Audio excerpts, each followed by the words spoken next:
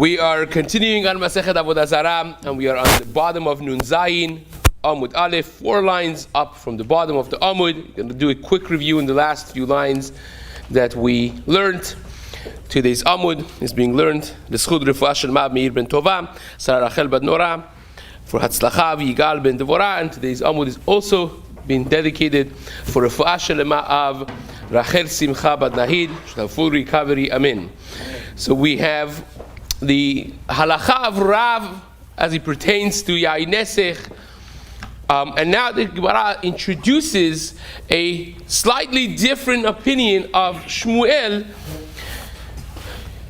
pertaining to ketanim or adults that were bought as an eved, a goy that was bought as an eved to a Jew, and now he touched a wine, whether or not he makes it nesech, if he's a young kid, if he's adult, if they were bought as an adult from another goy versus a eved that was born to a shivcha living in a Jewish house. So says Shmuel like this: Gufa Amar Rab Nachman Amar Shmuel. Rab Nachman said in the name of Shmuel, Halokeach avadim min ha'uvdei kochavim. If you buy an eved already born, raised from another goy, so says the Gemara, Afal pishe malu v'tavlu, even though that they already did brit milah and they also did tevilah. So we mentioned before, contrary to common belief,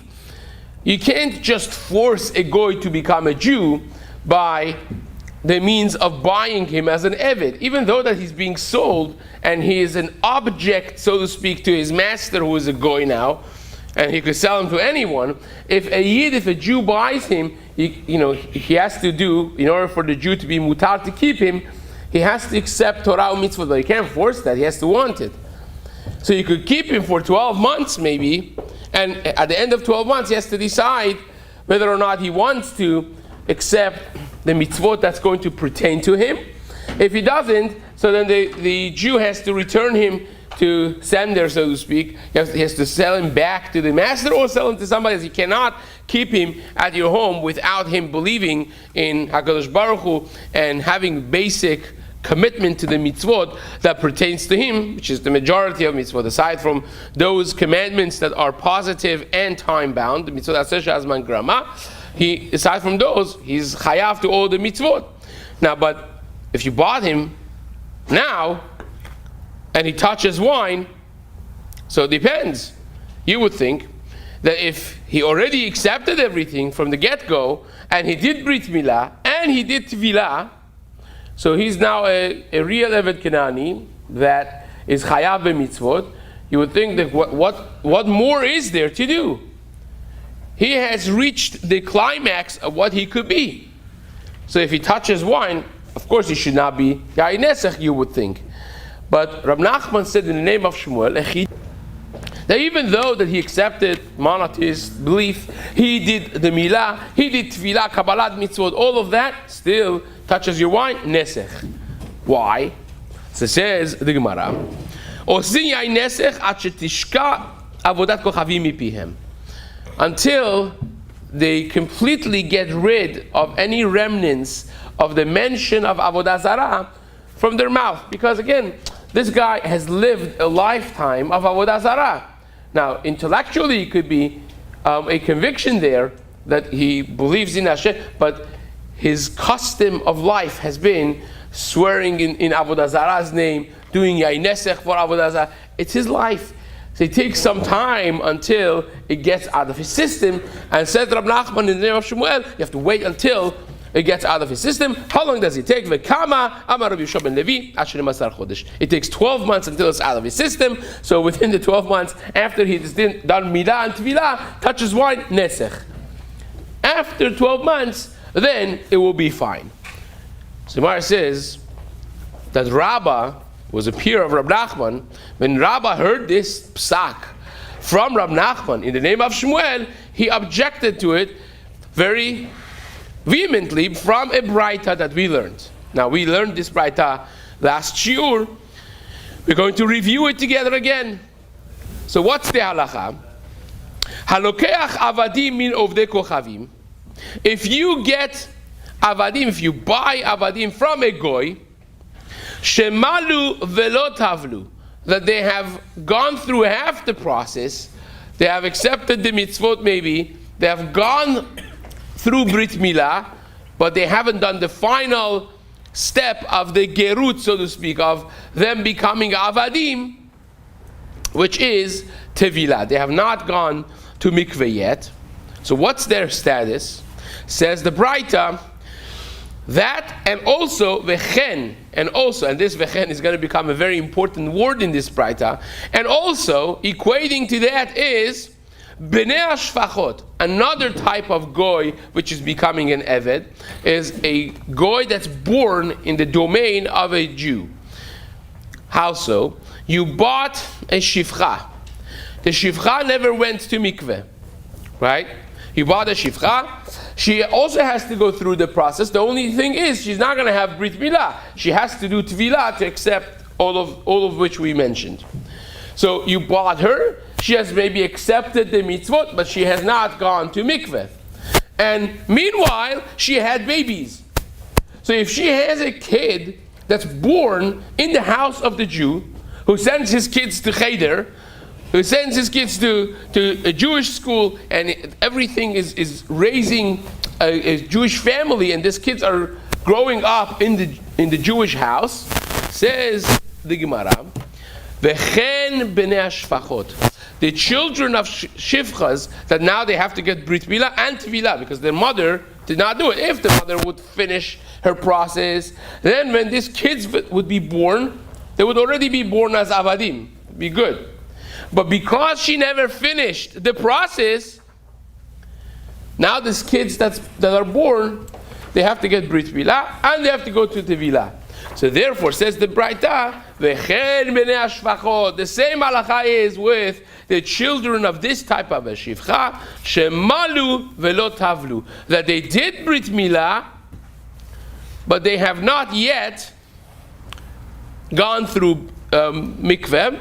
Rokan umidrasan beshuk, their saliva and what they step on, they walk on, becomes tameh like a zav. Now, even though that midoraita, a goy cannot become a zav, only a yid could become a zav, but chachamim made a gezerah, the goyim are tameh tumat zav. For practical reasons, we've discussed this before, why they made such a gezerah, but this is a gezerah midarabanan. So the question is, a goy that was now bought as an eved Kenani and is in process of conversion / avdut, so he has done the Brit Milah, but he has not yet gone to mikveh, or the children of a shifcha that are in that same status, are they also like a regular oved kochavim that's metameh, or maybe they're not? Maybe they're in process of gerut / avdut, and therefore they should not be. Says the Braita, no. So long as they have not finished their process of avdut, they will still be metameh, their saliva is metameh, their midras is metameh, like a regular goy.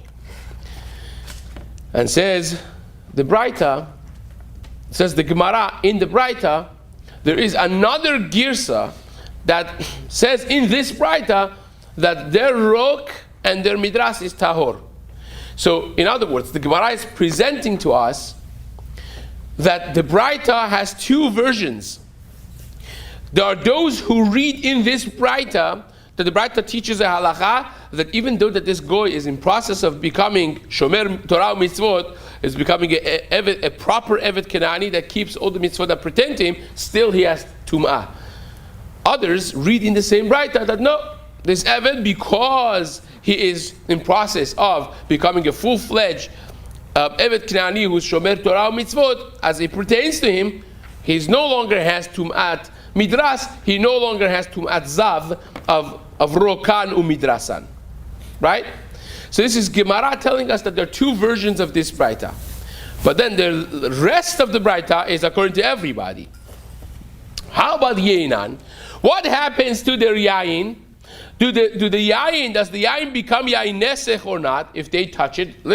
Remember, they're working in a Jewish house, right? The Bnei Hashfachot, they were born there, and this goy that was bought as an eved from another goy also is working there. they live with the Jew. So if they touch the wine of the Jew, what happens? Yeinan, says the Braita, depends. Depends on their age. Gedolim osin yain nesech. If they're adults, then if they touch your wine, it's yain nesech.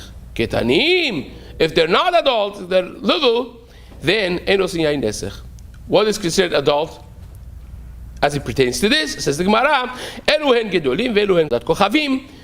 If they are adults that understand how Avodat Kochavim works and the belief in Avodah Zarah and idol worship and so on, then they are considered gedolim, even though that they are not bar mitzvah, so to speak. It could be less than that. As long as they understand the concept of Avodah Zarah, that's considered already gedolim. Because when they touch it, you are concerned, maybe they're thinking of Avodah Zarah. Ketanim, anyone that doesn't understand Tiv Avodat Kochavim. Ketanim she'enan yod'im betiv Avodat Kochavim u'meshamesheha. So this is the Braita.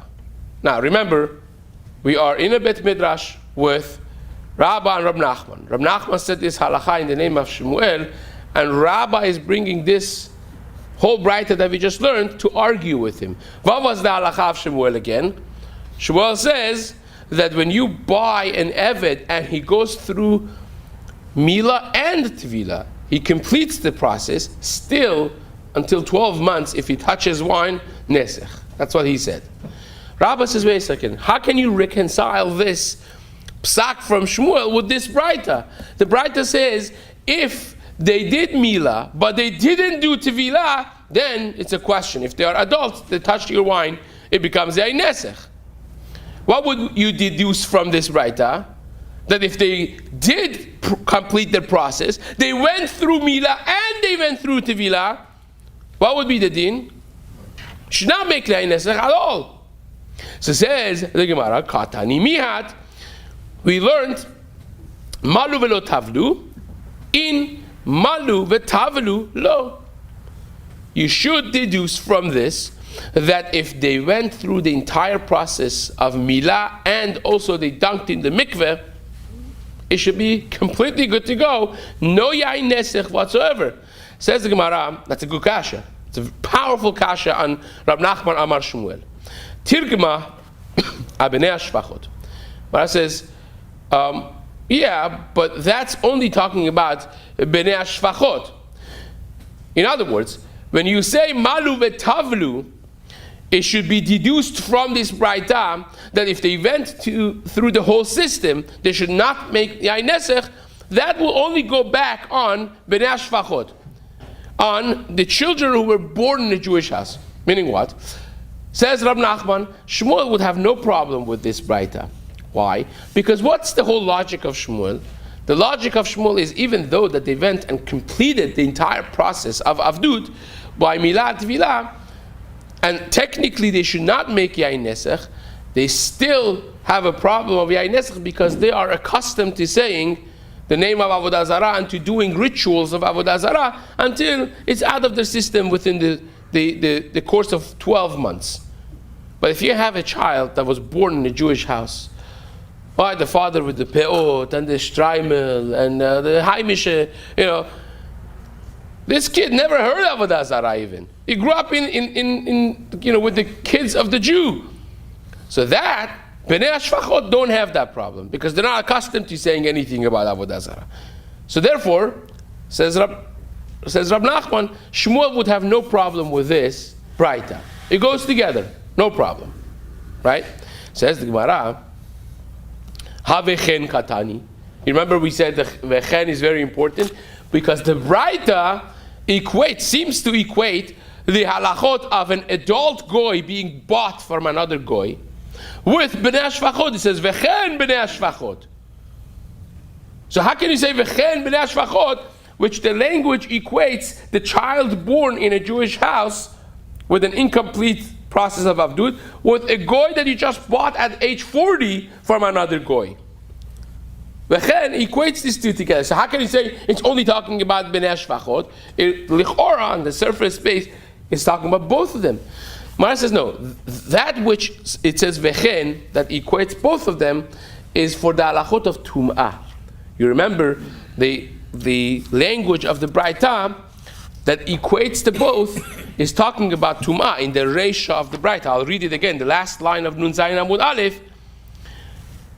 It says, "Halokeach avadim min ha'oved kochavim shemalu velo tavlu v'chen bnei hashfachot rokan umidrasan tameh."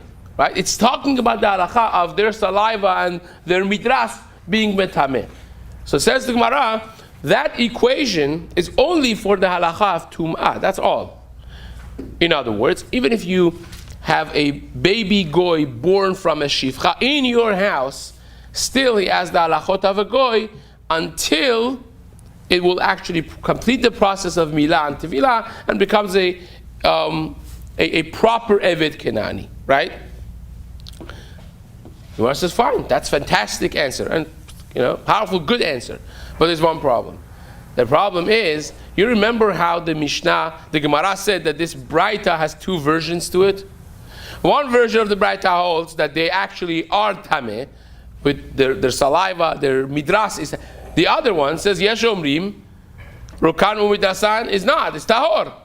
So if you say that Rokanu Midrasan is tahor, then the equation of Vechen, putting the two together, is coming to teach you what?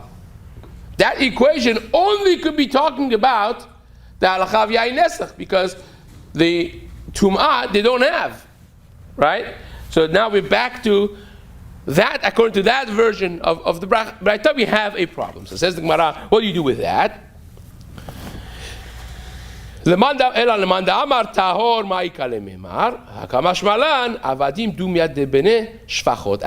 that Manda Amar, Shmuel is teaching you a fantastic halakha of a leniency. What's the leniency? That just like by Bnei Shfachot, the younger ones that don't understand the concepts of Avodah Zarah, if they touch your wine, they're good to go. Your wine is not a problem. Ma bnei hashfachot gedolim hu deosin yain nesach ktanim en osim yain nesach. Just like that, even a goy that you buy as an eved from outside, from another Gentile, from another oved kochavim, if they are little enough that they don't understand the concepts of idol worship, they would also be fine if they touch your wine, no problem. Avadim nami gedolim osin yain nesach. Only the adults make yain nesach, aval ketanim en osin yain nesach. What's the chidush? The chidush is this Shmuel stands directly against the halakha of Rav that we did in the previous shiur. Rav, you remember what he held. Rav said, "La'afuke mirav." Look inside. The Amar Rav. Rav said, "Tinok ben yomo ose yain nesach." That if a goy, even ben yomo, even a 1 day old, is included in the gezerah of yain nesach. The 1 day old, if he touches the wine, midarabanan will become yain nesach and asur ba'ana. Kamash malan, Shmuel is coming to teach you based on this Manda Amar in this Braita that that's not correct. And the ketanim, not only 1 day old, but even 1 year old, as long as their mind is not developed to understand the concept of avodat kochavim, they touch your wine, even if you bought them from another goy, it's fine. Fine. Now, another story in the Gemara. So we have had at least 2 stories. One that happened in Naharda, that Jews and Goyim were trampling on wine together. They're squeezing the wine in the gat, and Shmuel did not want to pass in that halacha. You remember, right? He waited 3 regalim until all the chachamim get together and discuss it, whether or not the wine produced from that will be asur or mutar. The concept being a goy that touches wine without consent of thinking of thoughts of Avodah Zarah is just trying to work and squeeze some wine over here. He's not trying to touch the wine or doing yain nesach. He's not trying to pour wine for Avodah Zarah. So Shmuel was very troubled with that. We had another story, right, that happened in the city of Bira, if you remember, that the goy went up a palm tree to take a leaf of palm tree, and on the way down, unintentionally, the tip of his lulav touched a wine. And the Gemara debated whether or not that touching was absolutely without any kavana. Does that make a problem? Does that not make a problem? Here is the third story. This one is a very interesting, action-packed story. Says the Gemara, Hahu uvda da'ava b'mechuza. A story that happened in the city of Mechuza. Who is the Rav of Mechuza? These things you have to know. The Rav of Mechuza is Rava. Rava was the Rav of the city of Mechuza. Ata ovet kochavim ay lechaluta de Yisrael. A idol-worshipping individual comes into a store of a Yid. And he says, Amar lehu, idlechu chamra. He asks us, do you guys have wine? And he says, I want to buy some wine. Amru le. They told him, look. I said, no, they didn't want to deal with him touching the wine, moving the wine. So the guy said, we have no wine to sell you. And this guy was not a pushover. So what happened was, on the way out, Havayativ Chamra Bedavlam. There was wine sitting there, and he found it. And what he did is, he stuck his hand inside the wine and moved it around. Shadi beyedeh, shich. He put his hand in and shook the whole wine inside, and picks his hand up and says, so what is this? Amalehu, I love chamra. This is not wine. Now, of course, with this, he just ruined the whole business for this guy. He made the entire barrel of wine ya'inesechna. So what happened? Shak le'ach beritche. This guy got so upset, the storekeeper, from the loss that he had, and he was so angry that in his anger, not realizing what he's doing, he was so upset. Shadya ledana. He took this barrel of wine and poured it in his massive container of wine that had many, many barrels of wine of content. He poured this barrel in the entire container.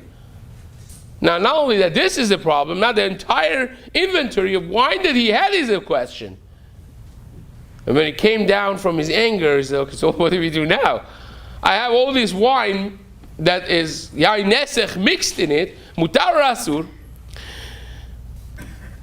So Sharyeh Rava lezabuni of the kochavim. Rava, this question came to Rava. Rava, of course, is the Rav of Mechuza.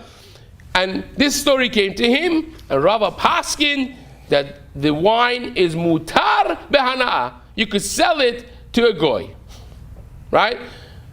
You change your customers, you put a pashkevilin in the shul that say the store is closed to the Jews for the next week, but you could sell it to the goyim, no problem. Now this is a very explosive story, because since when this becomes mutar ba'ana'ah? Now I could talk about bitul, not bitul, but what we have learned so far, it's all a problem. Right? Shmuel's din. So, of course, this psak, whenever you have a juicy kula, it travels the towns across very quickly, and so did this psak. So two of the Gdolei Amoraim in other cities heard about this, and they said, no way, this is asur. Iflig aleh Rav Huna bar Chinena. Rav Huna bar Chinena, who does not live in Mechuza, and Rav Huna bret Rav Nachman, also who does not live in Mechuza, they disagree. They said, we heard that Rava made such a psak, no such a thing. Wrong! It's asur. Now, as you will see later, Rava made a mistake, and he retracted his psak at some point, as we're going to see in the next year. It's going to be a fascinating rest of story. But for now, Rava was very taken aback for them arguing with his psak, so he made a declaration to reinforce his psak of kula, his mistaken psak of kula. He doesn't know that at the time. Nafki shipure de Rava. He had people go out and blow shofarot and gather the people to announce this official psak that you could be mekel and you could sell it to the goyim, no problem, right?